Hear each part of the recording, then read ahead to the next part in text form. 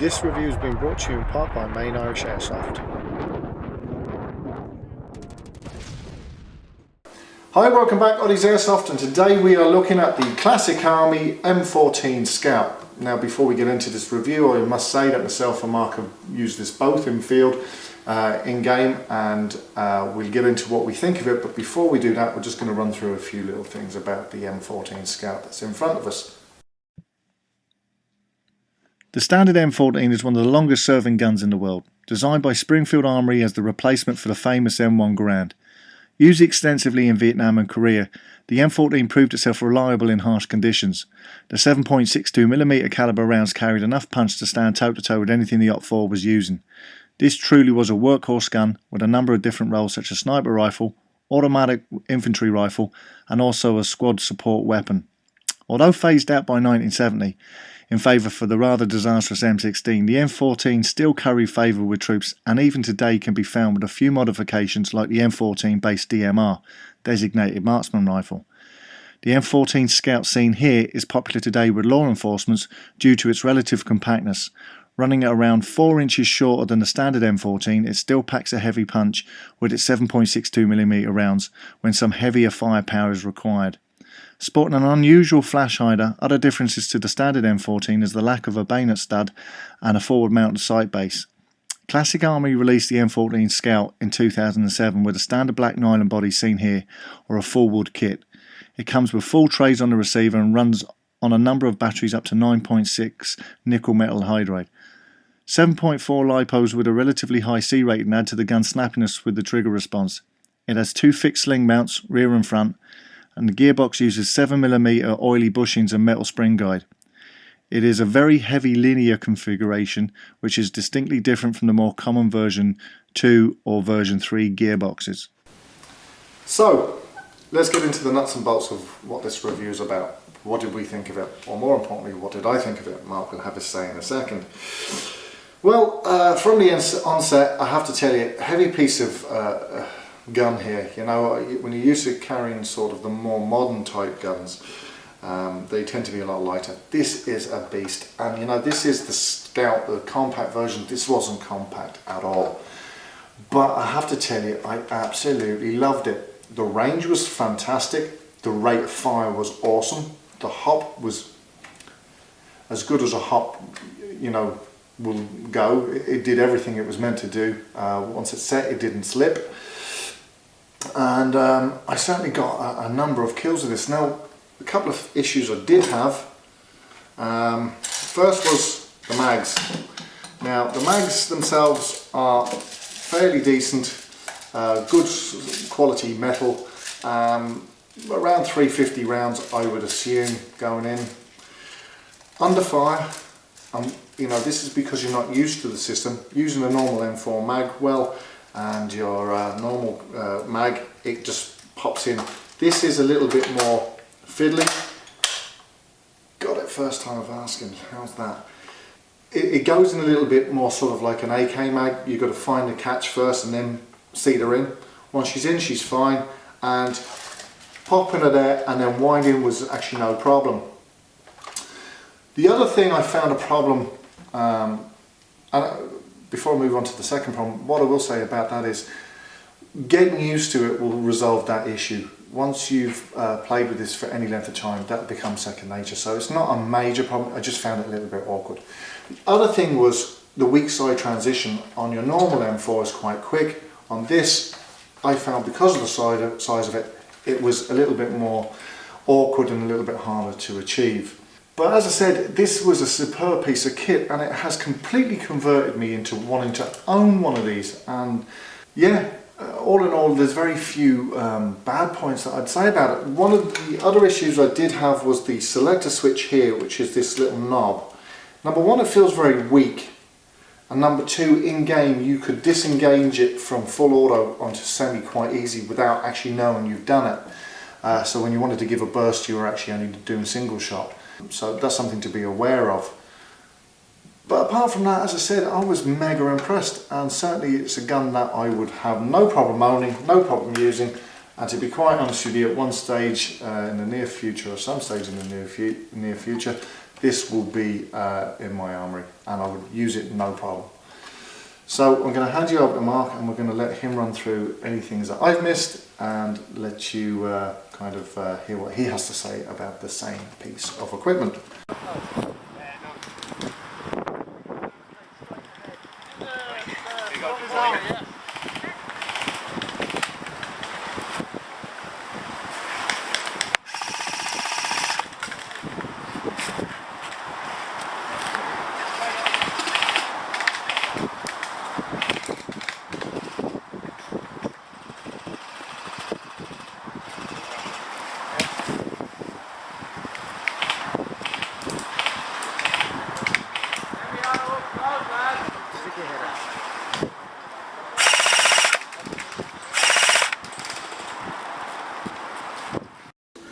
In terms of performance, there really isn't anything bad I can say about this gun.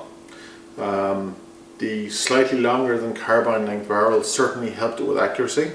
It was rather windy when we played, so it was nice to have the little bit more stability. BBs coming out the barrel. Another factor that really helped the accuracy of the BBs was there really does seem to be a good hop unit in this particular gun. What's nice about it was that it was very easy to adjust it in tiny little increments till you got it to the exact setting you wanted, and then better still, it didn't budge all day. It stayed exactly where it was meant to stay. So that's a really nice feature of the gun. You don't have to keep checking the hop up. You know it's going to stay good. I use this with a combination of Goldfire 0.2 gram BBs and XL 0.23s. Just to get a feel for how different BBs performed. It would have been nice to try 2.5s on the day because it was quite windy, but I didn't have any with me. But I certainly can't complain about the accuracy. The rate of fire is really nice out of this gun. Nice, I'd say it's around 17, 18. We haven't chronoed it just yet, but I'd say it's in around the 17 or 18 BBs a second. So that's good enough for anyone. Burst fire was really nice on this gun. I was very impressed actually with the trigger response in general. Now maybe that's to do with the fact that I was using it with an ASG 3300 milliamp 7.4 volt I think it's 15C LiPo, but the trigger response was really nice on single fire, and the burst fire was very easy to control as well.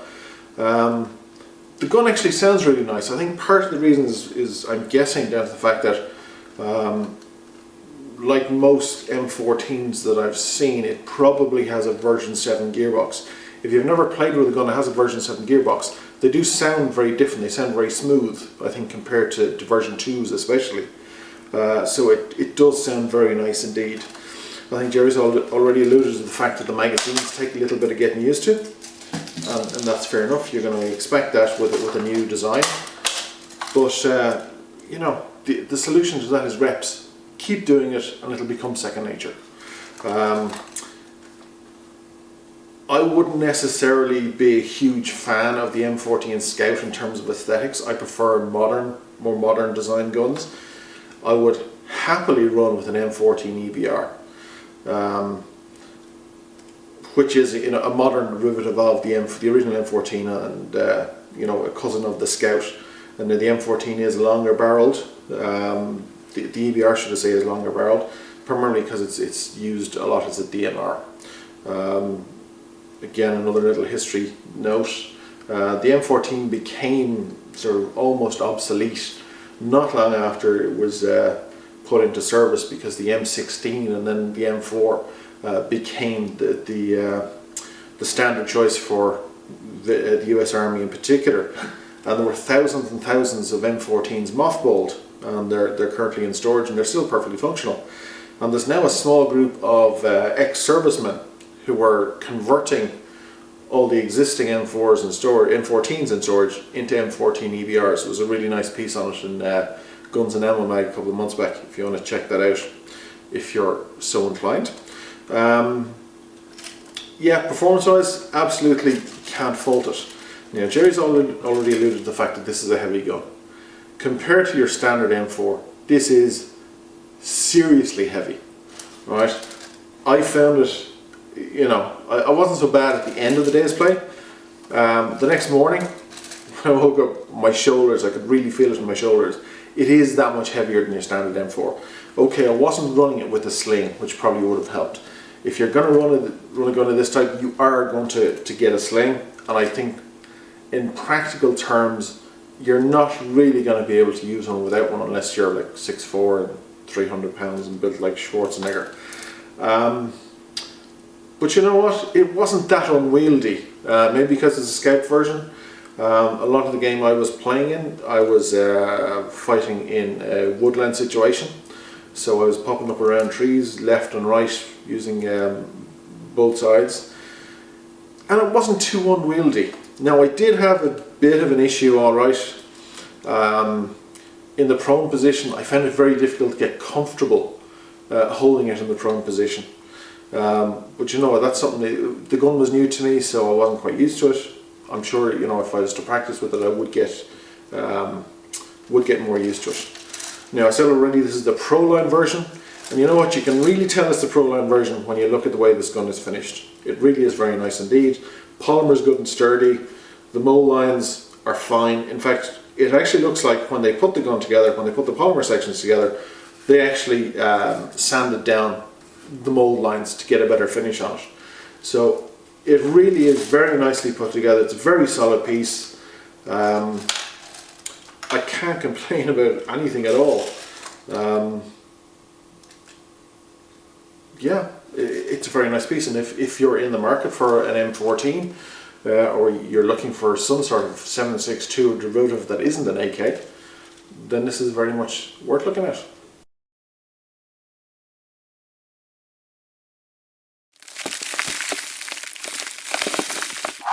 One thing I did have an issue with, and that's because once you're used to the M4 magwell, this was a little bit awkward to get into because you have to kind of pop it in a little bit like an AK mag. There's a little catch and you have to get it in. As you can see, I'm still not doing it right. And under fire. Fucking bastard. Get in, you cunt! Are these the right mags? Yes, they're the right mags, yeah. Here we go. Outtakes.